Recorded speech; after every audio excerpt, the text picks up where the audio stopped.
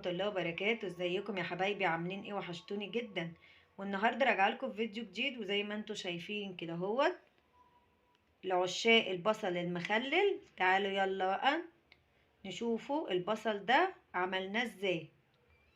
ما تنسوش تدعموني باللايك والاشتراك في القناة عشان يوصل لكم مني كل جديد. والنهارده راجعه لكم فيديو جديد، وزي ما انتم شايفين كده اهوت انا هملح البصل. نكمل معانا تمليح البصل. وانا لما بملح البصل بجيب الصغير دوت بالشكل ده كده اهو. تعالوا يلا بقى نشوفوا هنعمل ايه. انا هنا اهوت غسلت البصل وهصفي الميه منه. بعد كده هنسلقه.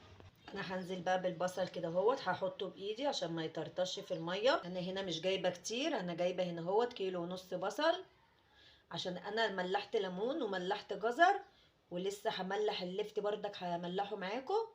ومعايا قبل كده كنت مملحه اللفت وكنت عامله بيه فيديو، خش على القناه هتلاقي الفيديو بتاع تمليح اللفت، كنت عاملاه معاكم السنه اللي فاتت.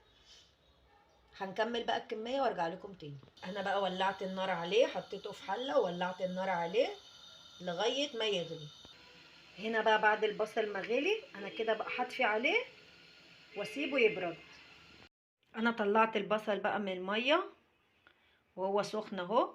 شايفين القشره بتشال بكل سهوله ازاي؟ شايفين؟ بس هو سخن، بس مش عارفه امسكه. قشرته بالشكل ده كده بالراحه، الحته اللي من فوق الحته اللي من تحت. هكمل باقي الكميه وارجع لكم تاني. بعد ما قشرته بقى بالشكل ده زي الفل اهو، ابيض. هاتي الابيض ما تجيبيش الاحمر، الابيض بيبقى احلى في التمليح. معايا هنا اهوت جزرايه كبيره مبشوره.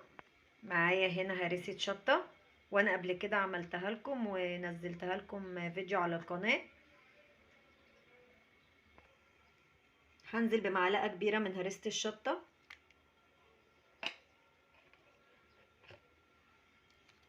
وهقلب بقى كده اهو.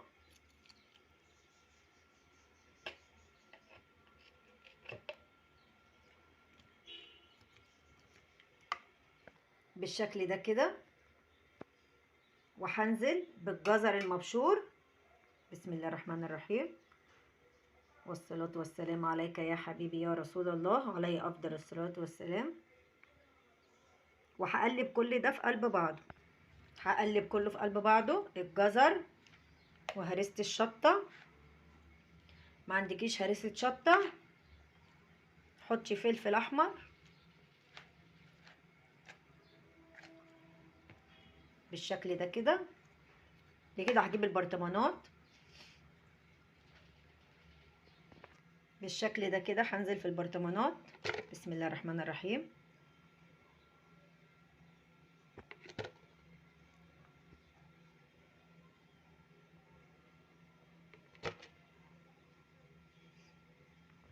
بالشكل ده كده اهو. نعمل بقى المحلول الملحي. الكيلو بياخد 4 معالق ملح كبار هرمي. 2 3 4، وهزود 2 يبقى معايا ايه 6 معالق كبار. بالشكل ده كده.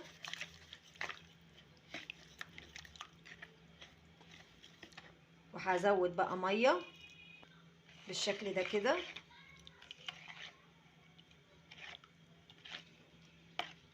وهنزل في البرطمانات. هنزل بقى كده واحد واحد في برطمان برطمان. هنزل بقى بالميه. بسم الله الرحمن الرحيم.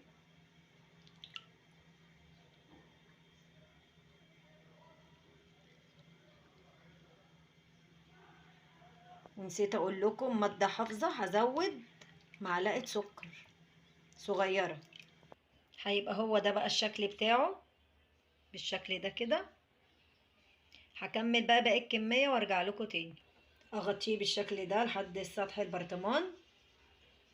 بعد كده هحط له زيت. الزيت دوت بيمنع من العفن، ولما تيجي تستخدمي وتفتحي على المخلل ما تطلعيش بايديكي، تطلعيه بمعلقه نضيفه وناشفه. لو عايزه تسرعي عمليه التخليل زودي حبه خل. كده انا حطيت الزيت كده على الوش بالشكل ده كده. بسم الله الرحمن الرحيم. وهقفل بقى البرطمانات جامد عشان ما يدخلش اي هوا.